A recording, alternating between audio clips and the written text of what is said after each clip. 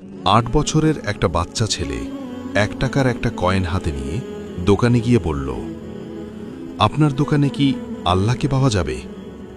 দোকানদার একথা শুনে কয়েনটি ছুঁড়ে ফেলে দিয়ে তাড়িয়ে দিল ছেলেটিকে। ছেলেটি পাশের দোকানে গিয়ে ১ টাকা দিয়ে চুপচাপ দাঁড়িয়ে রইল। এই ছেলে, ১ টাকা দিয়ে কি চাও তুমি?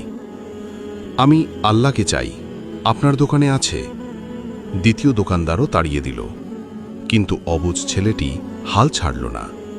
একটার পর একটা দোকানে ঘুরতে লাগল। ঘুরতে ঘুরতে ৪০টা দোকান ঘোরার পর এক বয়স্ক দোকানদার জিজ্ঞাসা করল, তুমি আল্লাহকে কিনতে চাও কেন? কি করবে আল্লাহকে দিয়ে? এই প্রথম কোনো দোকানদারের মুখে এরকম প্রশ্ন শুনে ছেলেটির চোখে মুখে আশার আলো ফুটে উঠল। নিশ্চয়ই এই দোকানে আল্লাহকে পাওয়া যাবে।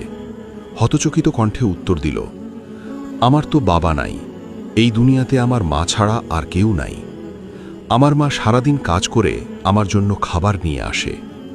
আমার মা এখন হাসপাতালে। মা মরে গেলে আমি খাবো কি?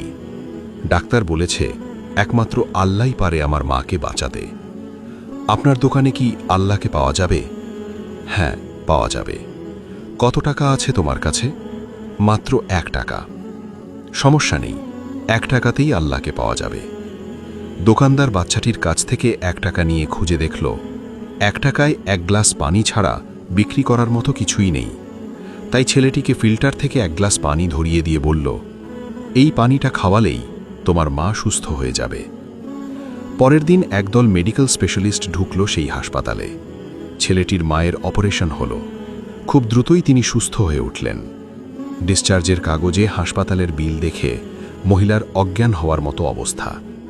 ডাক্তার ওনাকে আশ্বস্ত করে বলল, টেনশনের কিছু নেই, একজন বয়স্ক ভদ্রলোক আপনার সব বিল পরিশোধ করে দিয়েছেন, সাথে একটা চিঠি দিয়েছেন। মহিলাটি চিঠি খুলে পড়ে দেখল, তাতে লেখা, আমাকে ধন্যবাদ দেওয়ার কোনো প্রয়োজন নেই, আপনাকে তো বাঁচিয়েছেন স্বয়ং আল্লাহ, আমি তো শুধু উসিলা মাত্র। বরং ধন্যবাদ দিলে দিন আপনার অবুঝ বাচ্চাটিকে, যে ১ টাকা হাতে নিয়ে অবুঝের মতো আল্লাহকে খুঁজে বেরিয়েছে। তার বুক ভরা বিশ্বাস ছিল একমাত্র আল্লাহই পারে আপনাকে বাঁচাতে। এর নামই বিশ্বাস, এর নামই ঈমান। আল্লাহকে খুঁজে পেতে কোটি টাকা দান খয়রাত করতে হয় না। বিশ্বাস নিয়ে মন থেকে খুঁজলে ১ টাকাতেও পাওয়া যায়।